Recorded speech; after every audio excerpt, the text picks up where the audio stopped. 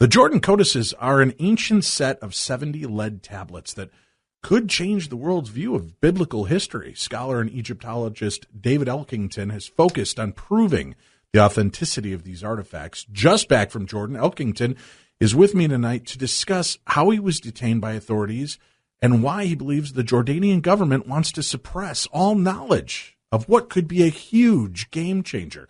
We'll also have some open phone lines, take some of your calls here near the bottom of the hour. So has anything happened since you've returned?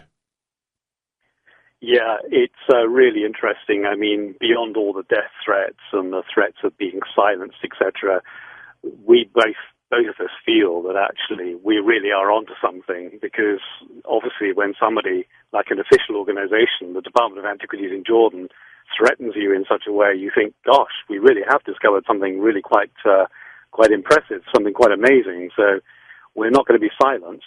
But one thing that we have discovered is that we found out that in July 2016, July last year, that Salam Al-Shtafat, one of the worst of the bloggers against the codices, he had himself been convicted by a New York court for smuggling a mummy from Egypt to Dubai and then on to New York, where he and his gang were caught before it was sold at auction. In the indictment between 2008 and 2009, he and his cohorts engaged in a scheme to smuggle cultural antiquities into the United States. And this activity was actually reported in an enormous amount of publications, including National Geographic magazine. But what was curious was that he was only given a little slap on the wrist. And, you know, this obviously was not that much of a deterrent to stop the lucrative activity of smuggling. Right. And, of course, it seems to me now that he's moved on now to the subject of the codices. But why was he only given a slap on the wrist? I mean, this seems like a pretty big deal to be involved in. How is he getting away with that? You know, that seems like... This is what it comes down to now, Dave. Right. I think this is all to do with money. This guy is a multi-millionaire, and he's seeking to actually protect his investment. I think this is what it all comes down to. The things that he deals with are worth a lot of money, and this is all that they're interested in. And this is part of the problem. People are putting money over understanding. You know, in England this week, where there was a bomb outrage in Manchester, it was shocking.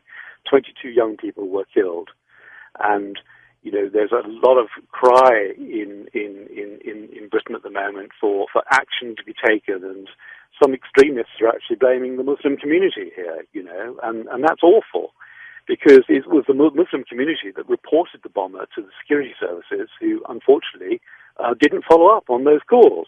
Now, this is interesting because our friends in Jordan are Muslims. They are welcoming the codices. They want there to be understanding. They want knowledge of these things to be out there in the wide world. They want people to understand and have knowledge of where we come from, what these things represent, what they say. We need more information on this subject, not less. We need more understanding, not less.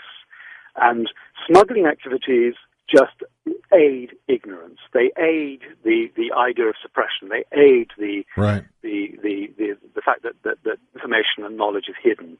But now, with that said, on the other side, David, if I could ask, I mean, if it hadn't been for the smuggling, those codices would have never gotten into your hands to begin with, correct?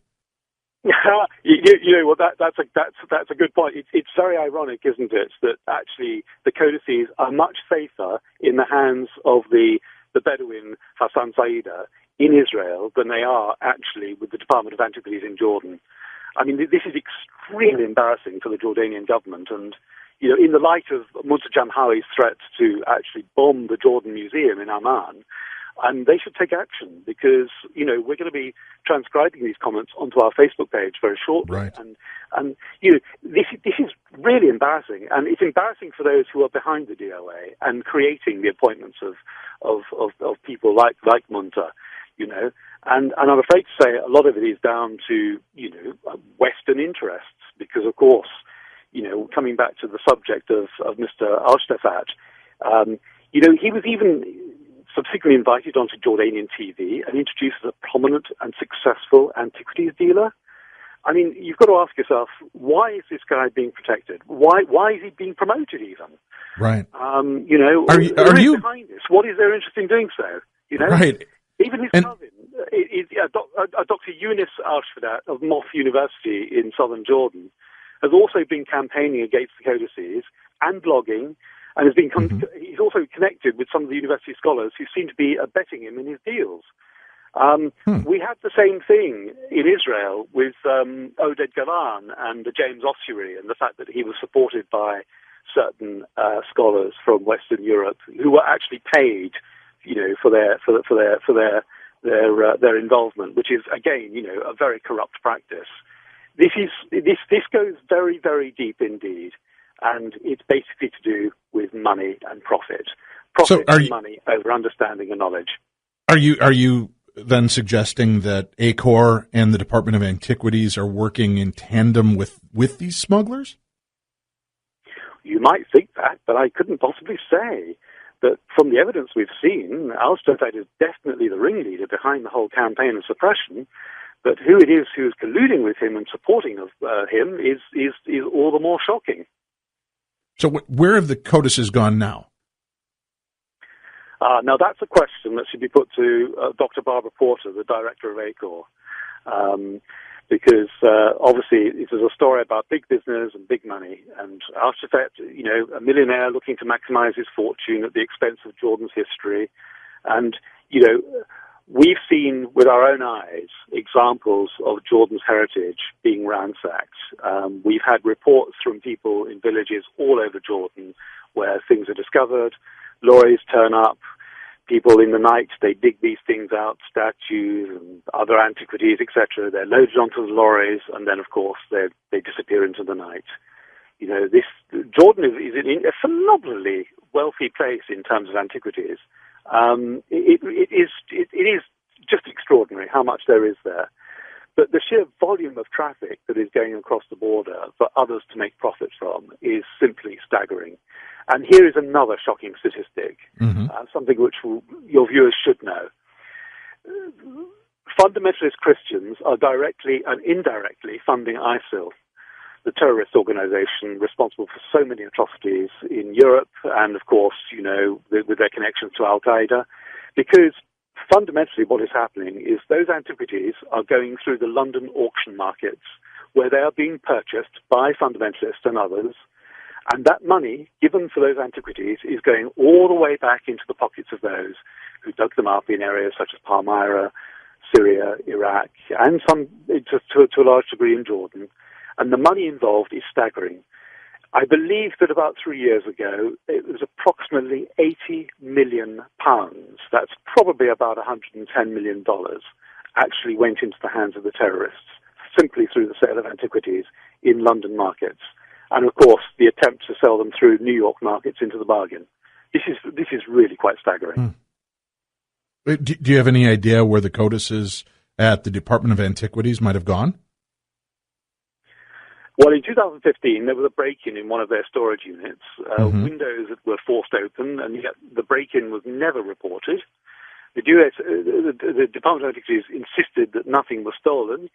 Yet they're now claiming that they have no codices. They don't have any at all. Yet when we were there to brief the director, Ziad Al-Saad, in May 2011, he asked us to choose a codex, a temporary loan, to bring back to the UK to have tested and analysed, which we did. But in return, we gave them a couple of lead tablets that we felt it was our duty to return to Jordan because it's Jordanian property. Right. And we actually raised this issue with the Department of Antiquities on this last visit, and they denied that we'd ever done such a thing. So where have the codices gone? This is what we need to start asking, not just the Jordan government, but we need to start asking the director of ACOR herself, because she'll know. I'm quite convinced of it, because they're such a large and influential organization, I cannot believe that they would not know. They simply must have the answers, and I think it's time that they were asked. Why have no more translations been undertaken with these codices? Well, in the light of what I've just told you with death threats and the threats to scholarship, with scholars being told that they, if they get involved, they'll have their pensions removed, they'll have their jobs taken away. You can understand it. I mean, people get very afraid of these things, and this is the key issue. We've had quite a bit of translation done by various professors scholars, they've held back out of respect for Jordan, and they've been waiting for the Jordanians to make the appropriate announcements, by the appropriate authorities. Secondly, many of the scholars supporting the codices are doing so tacitly, as they are so afraid. But in fact, Professor Philip Davies, Margaret Barker, Professor Ziad Al-Sad have all come under attack for publicly supporting the codices, as well as others. So, added to this, we've got the bibliobloggers who have been so vicious that it's scared off other more distinguished scholars from making their findings public. I even had to take legal proceedings against another scholar, Samuel Zinner, for slander and unfounded accusations in an article he wrote and published on academia.edu last December that was masquerading as an academic paper, was actually nothing more than a spiteful rant, which was swiftly removed by the website monitors, thank goodness, on the insistence of my lawyers. And it's just this undignified behaviour in academia, especially online, that's also led to others being put off. The true scholars, the ones who truly understand, their subject, the ones who could truly make the breakthroughs on this, they've kept a silent counsel, and they're very wise to do so. They've stayed in the background, whilst at the other end we have the very loud voices who don't really know that much, saying, oh, they're fake, they're this, they're that. And yet, as I said at the beginning of the program, not a single one of them has ever inquired of us for data or analysis regarding the 15 separate laboratory tests performed on the codices, all of which have confirmed their antiquity. Why do you think it is, though, that you've got such an important find with the Jordan codices, and they've received publicity around the world, with the exception of the USA, the UK, and Jordan? You would think, there are enough interested parties that it should break somewhere besides Coast to Coast AM in American media. You'd have thought so. We've been staggered at the campaign of suppression, and we've been diplomatic for the past 8 years on this issue, but we've decided finally to go public here on Coast to Coast, because we are in danger of losing something that is going to change the way in which we look at the origins, not just of Christianity, but of Islam and Judaism. This is something that could actually help us to understand each other, to give us knowledge to actually walk hand in hand against extremism. But instead, it's fallen into the hands of extremists, and it's tragic. It's exactly the same as the Dead Sea Scrolls back in the 1940s. We've got a campaign of suppression, and it's a scandal that's going to build and build and build.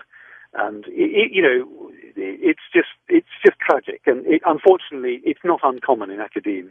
It's something that happens on a fairly regular basis.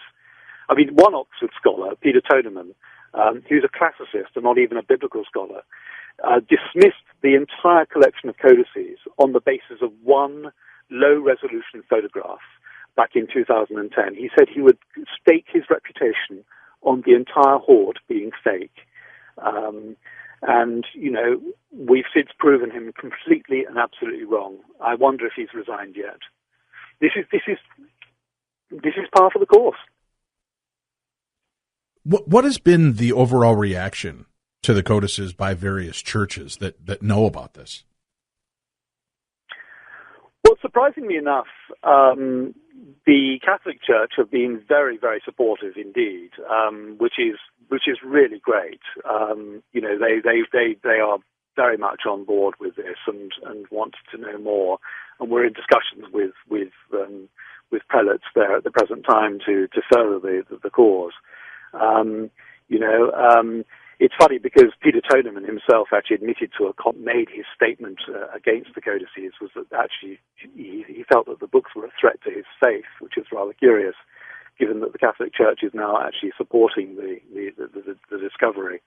But by contrast to the Catholic Church, the Church of England here in the UK have been some of the worst. We've just been amazed at how they've actually sought, with very few exceptions, including the former Archbishop of Canterbury, Lord Williams, with the exception of him and a few others. But the Church has actually just sought to bury the entire subject. They've sought to actually have the codices suppressed. We've just been amazed. When we brought out the first of our books in 2014, the Bishop of St Albans actually got in touch with our PR man and actually told him that he should stop work on this immediately.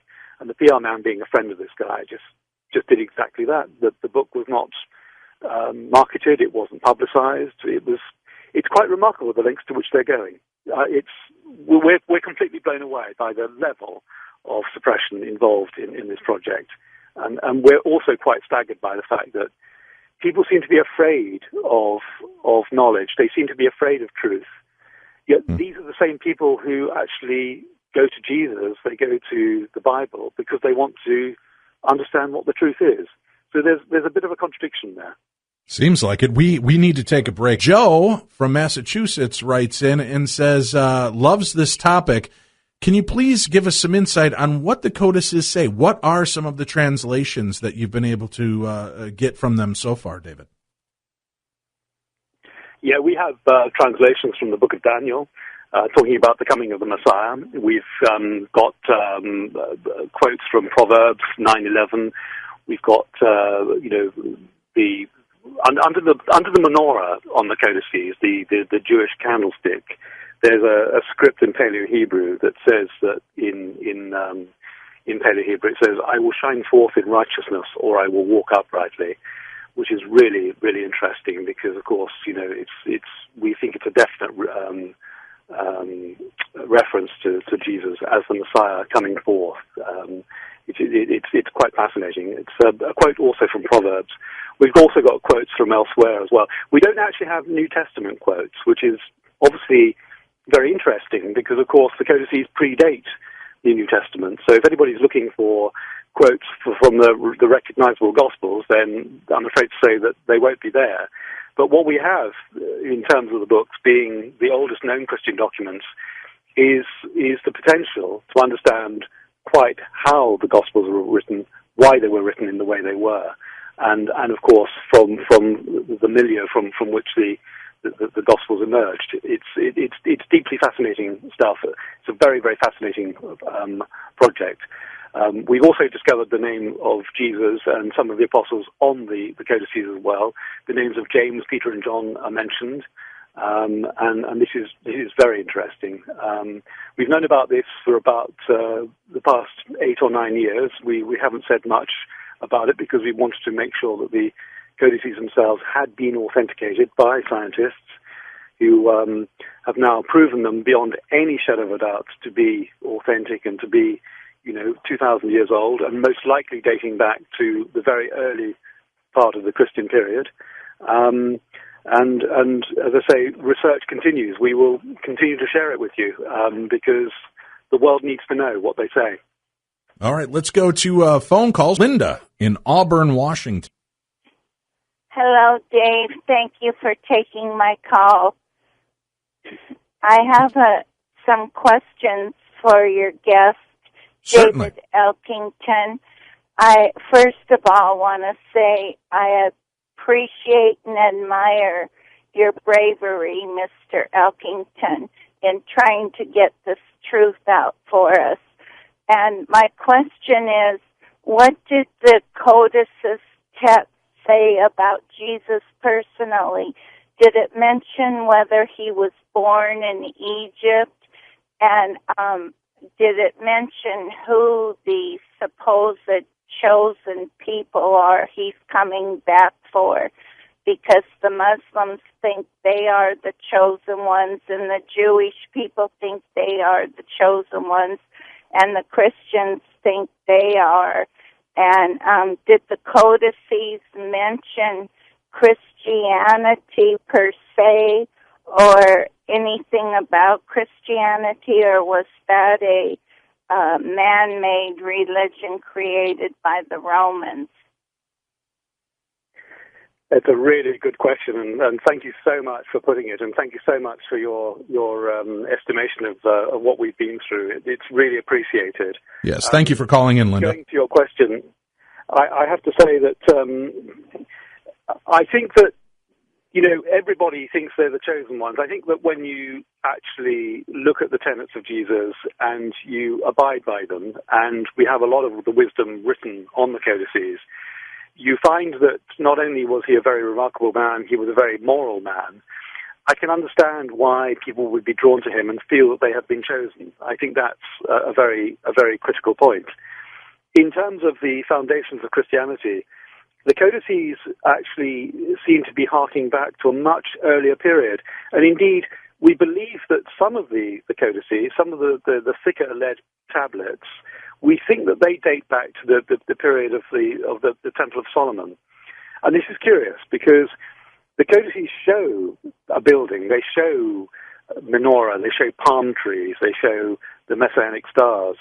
We think, and this is a theory at the moment, but we think that they hark back to that period of Solomon before the religion of the Hebrews was changed, before it was actually altered, and therefore became effectively two religions much later on, those religions being Judaism and Christianity. So I think that what we have is we have Jesus on the codices trying to restore that which had been lost. I think that's the critical issue here. And I think that, this is ongoing research. This seems to be confirmed by what the codices are saying, that Christianity was developed by the apostles in the aftermath of Jesus' mission, but that actually it was largely a restoration movement of that which had come before. So in other words, Christianity is a lot older than the first century period. And I think that a lot more is going to come out of this, and it's going to be quite dynamic. And I think that for Christians, this is something that should be celebrated. I think this is something that should be looked at with joy. And I think it's also good for the other two religions too, for Islam and for Judaism, because it takes us back to a point at which the three great religions hadn't yet divided, they hadn't separated. So what we've got here is something that could unify, and I think personally, I think that's a really, really great thing. Joe in Long Island. Yeah, hi, David. My question would be, what could we learn more from all this potentially about the book of Revelation, particularly the earlier section where it references the messages to 7 churches, such as Philadelphia? What have you learned about that could shed light, and what could we potentially learn about the book of Revelation that's still a mystery to unlock for many people? Hi, Joe. It's great to speak with you. Revelation's a really interesting book. It's the last book of the Bible. It's the one that famously mentions a little book carried by Jesus that has 7 seals. And, of course, as he opens the seals, terrible things happen until the very end, of course, when the last seal is opened, and suddenly we have a vision of peace and of the New Jerusalem. I think that what we can learn about Revelation is that it's less a vision and more a historical document. It's a document that documents the survival of a much older theology than Christianity, but that which became Christianity. And I think that in those terms, we've got something here which is very potent and very powerful. I think it's going to give us a huge insight into the development of the Christian religion in the aftermath of Jesus and the apostles. And I believe fundamentally that it will take away some of the more superstitious aspects of Revelation and offer us a much more logical path to an understanding of what happened in the first century. James in Florida. Hi, sir. Yeah, this could be something really, really huge. I mean, could be on to something. I mean, bigger than disclosure. As you know, we're in the end times now, and it says that in the Bible that in the end times, the mystery of the world, mystery of life, mystery of the world will be revealed. And it's this is how it might happen, and because he's getting so much flack, it has to be that it's the spiritual underworld that is attacked and it doesn't want this to come out. And it's like another book, Fallen Saints, The Mystery of the World Solved. That's another book that's under attack like this one. And you may be onto something really, really big. And this author this finder, this researcher may actually be prophesied in the Bible. It's weird. I mean, we're in those times, you know. I'm just curious, James, why do you say that these are the end times? You say it with such conviction. I'm a screenwriter. And I studied the book of Revelations under a private tutor for 7 years. Okay. And I worked on a script, and the only reason I didn't do the script is because I feel that I was shown that it's not a pre-tribulation rapture. After I was almost done with the script, after all this study and everything. But I can tell you that the clock, what time it is, it's 5 till 12, sir. It's 5 till midnight every way. In fact, the prophet John was shown a cluster of stars, and probably a lot of listeners know about this. The cluster of stars he was shown can only be seen by us here this September 23rd, 2017. And that's the same time that the 70 years of Israel become a nation comes to an end. And there's a lot of other things, too much for me to go into here just as one caller, but we are at the very, very end. I mean, trust me, just after years of studying this. And I'm just saying that this gentleman could be he could be huge. All right. This book's it's just interesting, you know. Thank you, James. Did you have any comments on that, David? Yeah, that's a fascinating observation. I personally think that we talk about end times, but we kind of don't look beyond the end, and I begin to wonder that after the end times we have a kind of like a start-up time again. It's like the end of a cycle, and the recovery of a new cycle. And we do have that in the Bible. We have in the book of Daniel, we have the mention of 70 days of weeks. If we look at that in terms of actual time, we're talking here of a cycle of 490 years. And that seems to be a process that has been spoken about by a number of other scholars, where a king would actually have to undergo a particular rite or ritual within the temple itself in Jerusalem. Now, of course, the temple is very central to the codices. It's basically what the codices are centered around. And if we read the Gospels properly, Jesus, too, centers himself around the temple. The most famous events in the Gospels are all centered in or around the temple. So when we speak about the end times, I think we have to be very careful to see that actually what we're looking at here is the end of a cycle. A bit like the Mayan prophecies that talked about the end of one cycle, the beginning of another. And I think it's something that actually occurs quite regularly in religions across the world. Anne in Jacksonville, Florida, quick question before we run out of time. Yes, hi.